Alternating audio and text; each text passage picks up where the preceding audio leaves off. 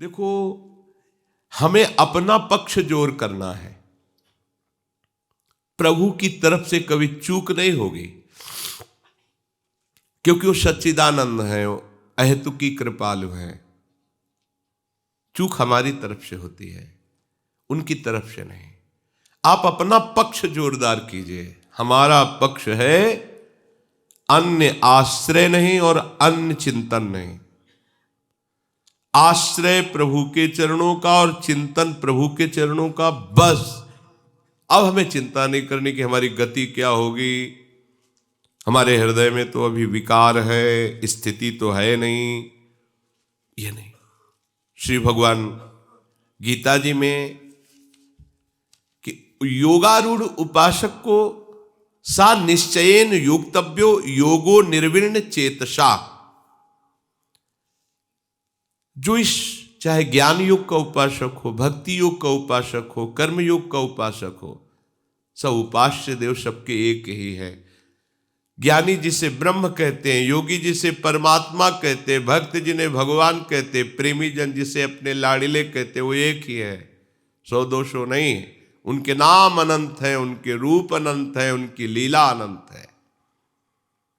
उस अनंत की महिमा अनंत है, उनके भक्त भी अनंत है। उपासक को चाहिए पहले निश्चय करे कि मुझे केवल भजन करना है। इसका फल क्या हुआ, इसका परिवर्तन हमारे हृदय का तो नहीं हो रहा, हमारी मांगी हुई वस्तुएं नहीं मिल रही, हमारी चाही हुई स्थिति नहीं आ रही। देखो, प्रभु का नाम सत्य है, प्रभु का मार्ग सत्य है और प्रभु भी सत्य है। संशय की किसी भी तरह से कोई गुंजाइश नहीं है। एक श्री विद्यारण्य नाम के बड़े महापुरुष हुए हैं, कई बार सत्संग में सुनाया है। मां गायत्री सर्व सामर्थ्यशाली है, जो भी कुछ भी सब वो देने में समर्थ हैं। श्री कृष्ण स्वरूपा ही हैं गायत्री जी। ब्राह्मण के घर में जन्म हुआ था, यज्ञोपवीत हुआ, खाने के लिए भी व्यवस्था नहीं थी, तो विचार किया अब गायत्री का अनुष्ठान करके हम धन की प्राप्ति करेंगे। 24 लाख का एक पुरस्चरण होता है, 23 पुरस्चरण किए। बाल्यावस्था से वृद्धावस्था की तरफ गति हो रही, जप करते हुए गायत्री की, लेकिन कोई फर्क नहीं पड़ा, परिस्थिति बिल्कुल नहीं सुधरी। उन्होंने विचार किया कि क्या मां गायत्री के मंत्र में इतनी सामर्थ्य नहीं कि हमें अर्थ दे सकते। बचपन से अभी तक इतने पुरस्चरण किए, लेकिन हमारी कामना की पूर्ति नहीं हुई कि अर्थ मिल जाता। अब जिनके लिए अर्थ चाहिए वो माता पिता पधार गए, तो फिर अब अर्थ की क्या जरूरत। 23 पुरस्चरण पूर्ण होने के बाद उन्होंने संन्यास ले लिया। बहुत बड़े महापुरुष हुए हैं विद्यारण्य जी महाराज। जे ही संन्यास लिया तो अनंत सूर्यों की कांति प्रकाशित करती हुई मां श्री गायत्री जी प्रकट हो गई और उनका, आप तुम चाहो तो ब्रह्मा का भी पद प्राप्त कर सकते हो, क्या चाहिए तुम्हें। तो उनका, अब तो मैं सन्यासी हो चुका हूं, अब तो मुझे किसी भी न वस्तु की आकांक्षा है न पद की आकांक्षा है, पर हम आपसे प्रार्थना करते। 23 पुरस्चरण किया, 24 लाख मंत्र का जब एक पुरस्चरण होता है, बड़ा नियम उसमें होता है। आप उस समय क्यों नहीं आई जब मुझे धन की आवश्यकता थी। मेरे माता पिता की सेवा के लिए मुझे जो जो व्यवस्था चाहिए थी बिल्कुल नहीं हो पाई, और मैं आपको इसीलिए पुकार रहा था, मंत्र जप रहा था कि आप आती हैं और धन दे देती, मैं अपने माता पिता की सेवा करता। अब तो पधार गए। तो उनका, इन अनंत जन्मों में जो छोटे मोटे ऐसे अपराध होते हैं वो तो सब नष्ट हो गए थे। 24 ऐसे महापाप थे जिनको 23 पुरस्चरण के द्वारा तुमने 23 महापाप नष्ट किए। अगर एक 24 वहीं कर लेते तो भी मैं प्रकट हो जाती, पर संन्यास लिया तो एक पुरस्चरण का उससे वो अपराध नष्ट हो गया। जो अब तुम जो चाहो पान सकते हो, ब्रह्मा का पद, परमेष्ठी पद भी प्राप्त हो सकता है। उनका, मुझे कुछ नहीं चाहिए, क्योंकि संन्यास का स्वरूप ही होता है कोई चाह न रह जाना। बस प्रणाम है आपको। ऐसे महापुरुष, ब्रह्म स्वरूप महापुरुष हुए, उनकी वाणी अध्यात्म विद्या में, ज्ञान में बहुत सहयोग देती। तो इतना भारी जप करने वाले जपनिष्ठ महापुरुष को 1 रुपया नहीं मिला। क्यों? क्योंकि ऐसे अपराध जब वो नष्ट हो जाते हैं तब फिर बात अपने सोचते हैं कि 2-4 जप लिए और हमारी व्यवस्था। कैसे तुम उपासक हो, कैसे तुम भगवत मार्ग के पथिक बनना चाहते हो? सावधान रहिए। पहला निश्चय करो, मेरे जीवन का लक्ष्य है केवल भजन। मुझे सम्मान मिले या अपमान मिले, दुख मिले या सुख मिले, इसके लिए मैं भजन नहीं कर रहा। भजन के लिए भजन कर रहा हूं, मेरा उद्देश्य भजन बस। मनुष्य जीवन का परम लाभ है निरंतर भजन करना, बस मुझे भजन करना है। आचार्य महाप्रभु हरिवंश चंद्र जी, उनके शब्दों को देखिए। मेरी सो क्यों कह रहे हैं? हम लोग अविश्वासी हैं, विश्वास नहीं करते महापुरुषों के वचनों पे। मेरी सो भैया कृष्ण गुण संच, मेरी कसम है तुम्हें, तुम केवल नाम जप करो, उनके गुणों का गान करो, उनकी लीलाओं का श्रवण करो, यह परलोक सकल सुख पावत। मेरी सो, मैं अपनी शपथ कर सच्ची, इस लोक में परलोक में तुम सुखी हो जाओगे। पहली पंक्ति में जब कहा मेरी सो भैया कृष्ण गुण संच, तो अब दोबारा कहने की क्या जरूरत है? यह परलोक सकल सुख पावत, मेरी सो कृष्ण गुण संच। तुम्हें इस लोक में परलोक में कभी दुख का मुख नहीं देखना पड़ेगा। तुम केवल कृष्ण के गुणों का गान करो, उनकी लीलाओं का गान करो, उनके रस में डूबो। इस हित सजनी जो इतनी सामर्थ्यशाली है कि प्रियालाल भी इतने सामर्थ्यशाली नहीं। आपको लगेगा कि प्रभु के सामर्थ्य से ही तो उनके जन सामर्थ्यशाली होते हैं। ये बल का भी महाबल प्रेम है। जहां प्रियालाल प्रेम में बेसुध हो जाते हैं, वहां हित सजनी जी दोनों को अपनी गोद में लेकर दुलार करती हैं और दोनों के हृदय के प्रेम को अपने हृदय में धारण करते हुए चैतन्य होकर उनकी सेवा में रहती हैं। बिना वृंदावन रस के रसिकों के सिवा कोई सामर्थ्य की तरफ सोच भी नहीं सकता। जिनकी एक अंग कांति की झलक पाकर बड़े बड़े महापुरुष जो ईश्वर कोटि के हैं वो बेसुध हो जाते हैं। वो प्रभु हमारी प्यारी जू की मंद मुस्कान पर मूर्छित होने लगते हैं। वो प्यारी जू के लावण्य में, प्यारी जू के प्रेम में ऐसे युगल को दुलार कर रही, ऐसे युगल को।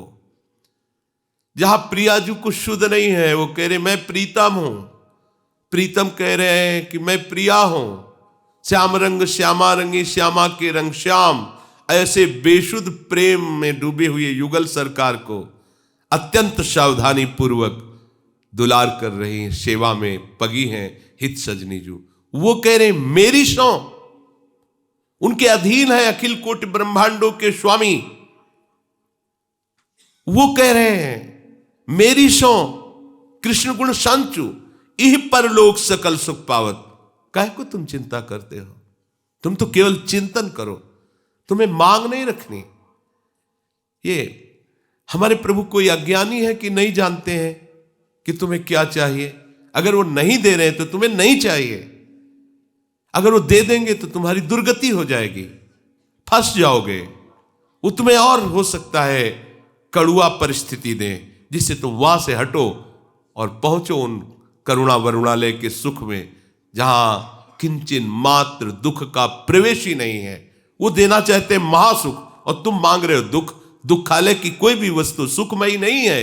इस संसार की वस्तु भगवान ऐसे नहीं दे देते, अपने जनों को बहुत दुलार करते हैं। इसलिए आपको लगेगा मैं 10 वर्ष से साधन भजन कर रहा हूं, मेरी परिस्थिति तो बिगड़ती चली जा रही। बढ़िया हो रहा है।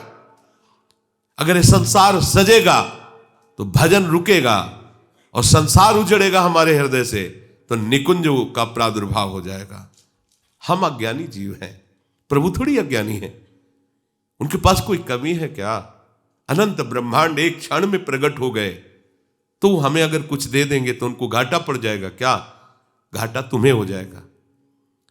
जिनके पास वैभव है उनको फुर्सत नहीं एक बार भी रामकृष्ण हरि बोलने की, तो क्या होगा? मरने के बाद सब यहीं रह जाएगा। और जो उनके द्वारा सुकृत या दुष्कृत हुए हैं उनका भोग लोक लोकांतरों में भोगते रहेंगे। चक्र तो नहीं टूटा ना, और भारी विपत्ति और कोई सहयोगी नहीं, तब पुकार आती, हे हरि आपके सिवा कोई नहीं। तू परम दयालु है, अगर वो हमें नहीं देते तो हमारे ऊपर परम कृपा है उनकी, पर हम समझ नहीं पाते। पर सच्चा उपासक वही है, लेने देने वाली बात छोड़कर आश्रित हो जाओ और अपना उद्देश्य केवल भजन। मेरे को तो केवल भजन करना है, भजन के लिए भजन करना है। समझिए, अगर हम ये भी बात रखेंगे कि भगवत दर्शन के लिए भजन करना है, तो साल 2 साल 4 साल में लगेगा, अभी तो आए नहीं, तो भजन में अरुचि हो जाएगी। नहीं, भजन के लिए भजन करना है। नाम प्रताप नाम फल लो, श्री हरिवंश नाम नित कहो, नाम प्रताप नाम फल कहो। हमें निरंतर नाम जपते हुए यही मांगना है कि ये नाम ही हमारा जीवन हो जाए, नाम में ऐसी प्रीति हो जाए, हमें और कुछ नहीं चाहिए। जब नाम हमारे हृदय में, तो बकाया क्या रह जाएगा। पर भजन की पद्धति यही, भजन को पकड़ो। ऐसा एक निश्चय बिरले ही उपासक के हृदय में होता है। ऐसा निश्चय करने पर त्रिभुवन का कोई भी प्रलोभन उसे भ्रष्ट नहीं कर सकता। ध्यान दीजिए, हमें भजन के लिए भजन करना है। ये भजन कर रहे हो, दिनचर्या करो, इसका फल क्या है? यही दिनचर्या में हमारा अनुराग हो जाए, हम इसके बिना जी ना पावे, बस यही चाहिए। फिर देखो क्या रंग आता है। संसार का कोई भी सुखद प्रलोभन उस उपासक को भ्रष्ट नहीं कर सकता। भ्रष्ट करने का मतलब भगवत चिंतन नहीं छुड़ा सकता। और कितना भी भयंकर महान विपत्ति आ जाए, उसे विचलित नहीं कर सकती, जिसने ये निश्चय कर लिया है कि भजन के लिए भजन करना है। पकड़ो, भजन के लिए भजन करना है। हमारा भजन भजन के लिए है। रात दिन हम भजन में डूबे रहे, इससे बड़ी हमें कोई कृपा नहीं, इससे बड़ी कोई सिद्धि नहीं, इससे बड़ा कोई लाभ नहीं। ये अपने हृदय में बैठा लिए, हमारा भजन न छूटे, चाहे कितना भी संसार का सुख हमें घेर ले, हमारा भजन न छूटे, चाहे संसार का कितना भी विपत्ति दुख घेर ले। यह है स्थिति।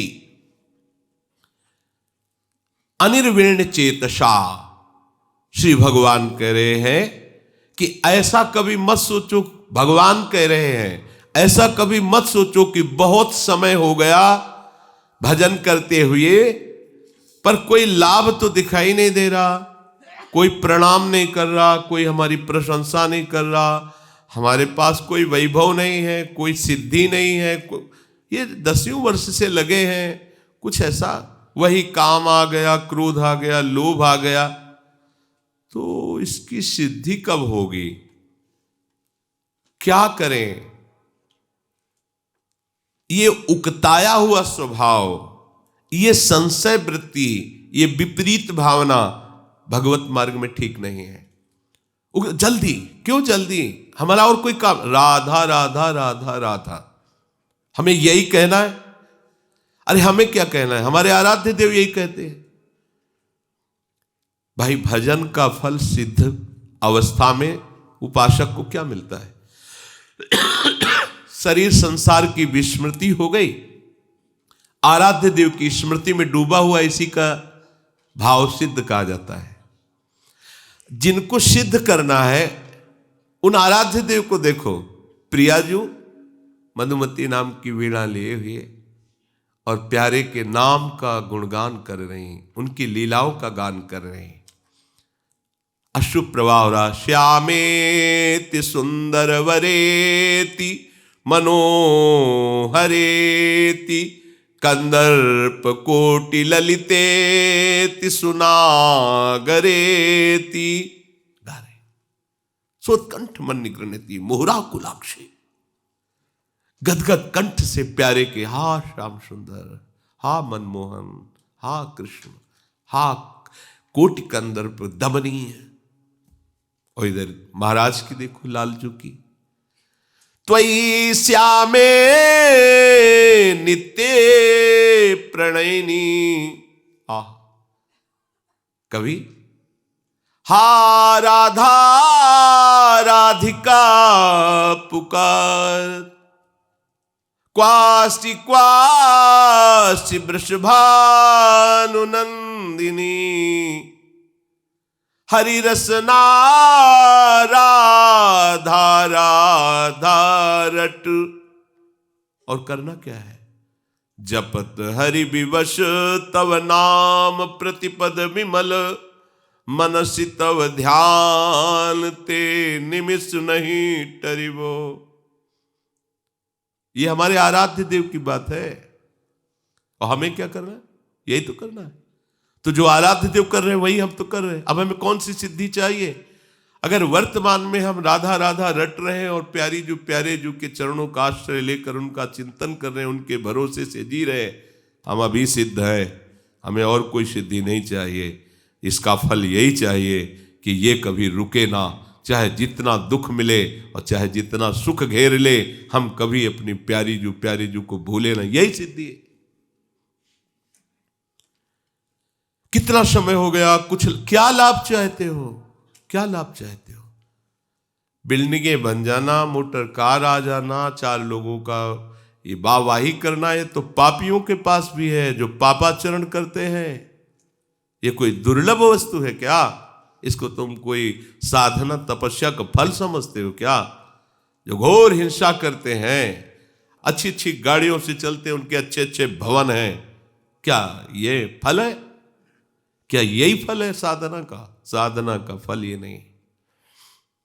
साधना का फल है साध्य देव का कभी विस्मरण ना हो, ऐसी स्थिति प्राप्त हो जाना। निरंतर अपने प्रीतम के नाम रूप गुणगान में मस्त है। ये आना ही नहीं चाहिए कि इतना समय हो गया मुझे क्या मिला। क्या चाहते हो तुम? यहां जो भी है सब नाशवान है, जो भी है सब बनावटी है। कुछ भी मिले सब बनावटी है, सब बनावटी। विश्वास मत कीजिए, जो भी मिलेगा सब बनावटी है। यहां का सत्य वस्तु नहीं है। जो आपको जो भी देख रहे हो, गोचर जहां लघु मन जाई, सब सो सब माया जानो भाई। ये नहीं, टिकाऊ नहीं है। कल ये नहीं था, कल नहीं रहेगा। बीच में केवल भास रहा है कुछ समय के लिए। कल तुम्हारा शरीर नहीं था, कल नहीं रहेगा तुम्हारा शरीर, बीच में भास रहा है। तो बीच में भासने वाली वस्तु को त्रिकाल सत्य सच्चिदानंद के नाम रूप से पाना चाहते हो क्या? नाशवान वस्तु को अविनाशी के चिंतन से तुम जोड़ना चाहते हो क्या? नहीं, अविनाशी के चिंतन में ऐसे डूबो कि इसका कोई प्रभाव ही न पड़े। चाहे भारी से भारी सुख आ जाए, भारी से भारी दुख आ जाए, आपके हृदय में ऐसी स्थिति हो, अपने प्यारे का कभी विस्मरण ना हो। यही हमारी भजन की वृत्ति होनी चाहिए। यही हमारे भजन का फल है कि भजन ना छूटे। और हम चाहते हैं कि इतने दिन भजन किए, उसका फल क्या? क्या चाहते हो फल? बोले हम प्रभु से मिलना चाहते हैं। आप जप के तो देखो, आप जप के देखो, इतने बेपरवाह हो जाओगे कि प्रभु तुम्हारे रोम रोम में दिखाई देंगे, प्रभु तुम्हारे हृदय में स्फुरित हो। ये भजन कोई साधारण वस्तु है? ये मांग खत्म हो जाती है कि प्रभु को मैं देखना चाहता हूं। मांग खत्म। वो प्रेम की दशा में बोलता है, वो बात अलग है। कोई क्षण, कोई कण ऐसा नहीं रहता जहां प्रीतम उसको ना दिखाई दे रहे हो। ये कोई कहने की बात नहीं, आप करके तो देखो भजन। दृष्टि बदल जाएगी, दृष्टि बदल जाएगी तो सृष्टि बदल जाएगी। तुम्हारी जैसी दृष्टि वैसी सृष्टि तुम्हें भास रही है नहीं? तुम्हारी दृष्टि ही तुम्हारी ये सृष्टि है। तुम्हारी दृष्टि बदली तो सर्वम खलमिदम ब्रह्म ने नानास्ति किंचन। तुम्हारी दृष्टि बदली तो जित देखो तित श्याममयी है।